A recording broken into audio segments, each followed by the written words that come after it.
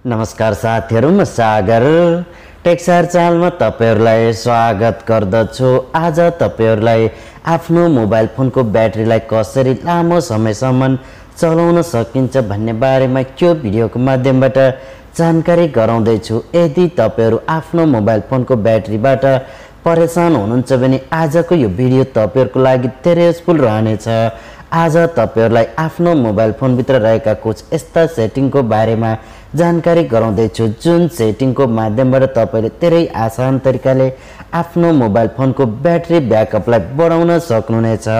आउनुहोस् साथीहरु, कसरी आफ्नो मोबाइल फोनको ब्याट्रीलाई लामो समयसम्म चलाउन सकिन्छ भन्ने बारेमा यो भिडियोको माध्यमबाट जानौं। आउनुहोस् सुरु गरौं।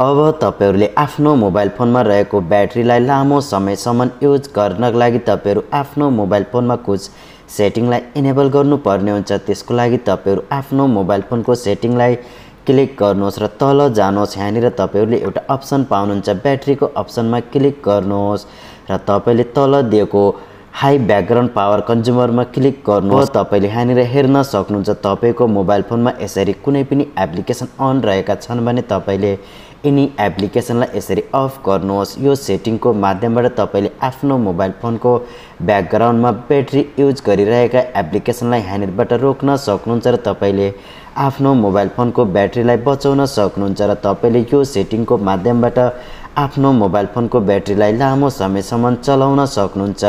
र अब तपाईले यो सेटिङलाई इनेबल गरिसकेपछि आफ्नो मोबाइल फोनको होम स्क्रिनमा आउनुहोस् र अब तपाईले अर्को सेटिङलाई इनेबल गर्नको लागि आफ्नो मोबाइल फोनको प्ले स्टोरलाई ओपन गर्नुहोस् र माथि दिएको थ्री डटमा क्लिक गर्नुहोस् र तल दिएको सेटिङको अप्सनमा क्लिक गर्नुहोस् र अब तपाईले यहाँनिर अटो अपडेटमा क्लिक गर्नुहोस् र यहाँनिर तपाईको अटो अपडेट एनी नेटवर्कमा हुन सक्दछ। यदि तपाईको नेटवर्क एनी नेटवर्कमा सेलेक्ट छ भने तल दिएको ओन्ली वाइफाईमा गर्न सक्नुहुन्छ र तल दिएको डु नट अटो अपडेटमा क्लिक गर्न सक्नुहुन्छ।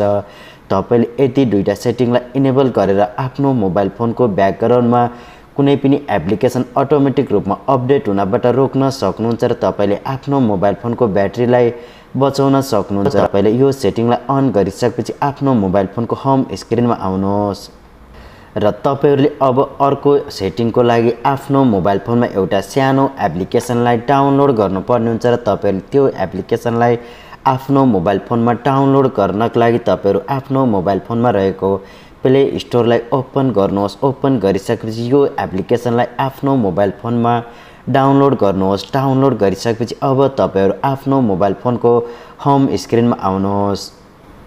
अब तपाईले यो एप्लिकेसनलाई आफ्नो मोबाइल फोनमा डाउनलोड गरिसकेपछि ओपन गर्नुहोस्। ओपन गर्दा यो एप्लिकेसनले मागेका सबै परमिसनहरु एलाउ गर्नुहोस्।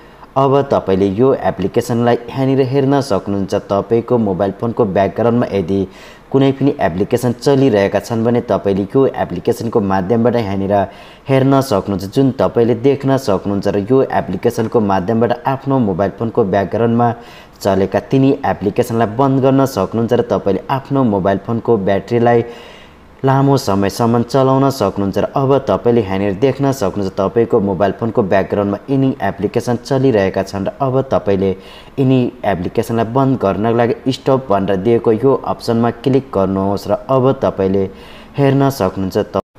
अब तपाईहरुले यहाँनिर हेर्न सक्नुहुन्छ, तपाईको मोबाइल फोनमा चलेका सम्पूर्ण ब्याकग्राउन्डका तिनी एप्लिकेसनहरु बन्द भइसकेका छन् र यो सेटिङको माध्यमबाट तपाईले आफ्नो मोबाइल फोनको ब्याट्रीलाई लामो समयसम्म युज गर्न सक्नुहुन्छ। तपाईले आफ्नो मोबाइल फोनमा यिनी तीन सेटिङलाई इनेबल गरेर आफ्नो मोबाइल फोनको ब्याट्रीलाई धेरै आसान तरिकाले लामो समयसम्म युज गर्न सक्नुहुनेछ।